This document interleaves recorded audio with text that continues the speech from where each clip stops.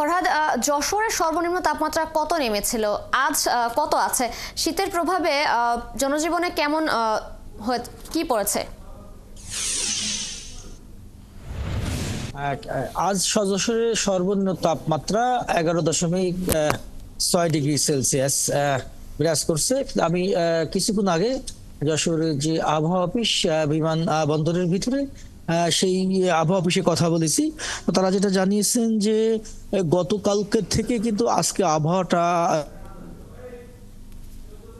অর্থাৎ আমরা দেখেছি যে গত এক সপ্তাহ যশোরের তাপমাত্রা 9 থেকে 12 ডিগ্রি সেলসিয়াসের ভিতরে বিরাজ করছে। অর্থাৎ গত বছরে যে তাপমাত্রা ছিল, অর্থাৎ যে মৃদু শৈত্যপ্রবাহ সেটা কিন্তু আমরা এই বছর দেখছি না। তবে তাপমাত্রা রাতের বেলা, বিশেষ করে যখন সূর্য ডুবে যায় তখন কিন্তু তাপমাত্রা আস্তে আস্তে কমে আসে এবং মানুষের ভিতরে কিন্তু একটা ভোগান্তি এবং যারা বিশেষ করে যারা তৃণমূল মানুষ তারা কিন্তু বেশি কষ্টে পেয়ে থাকেন। অর্থাৎ দিনের বেলা আমরা দেখি সকালবেলা, অর্থাৎ সূর্য ওঠার পরপরই কিন্তু তাপমাত্রা বাড়তে থাকে। অর্থাৎ তাপমাত্রা বাড়লে কিন্তু জনজীবনে আস্তে আস্তে কিছুটা স্বস্তি ফিরে আসে।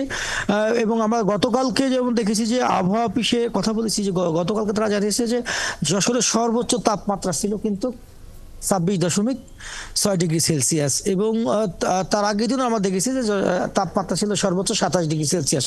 অর্থাৎ দিনের বেলায় তাপমাত্রা সূর্যটা পরপরই কিন্তু স্বাভাবিক থাকছে, কিন্তু রাতের বেলা কিন্তু তাপমাত্রা অনেকটাই কমে আসছে। এই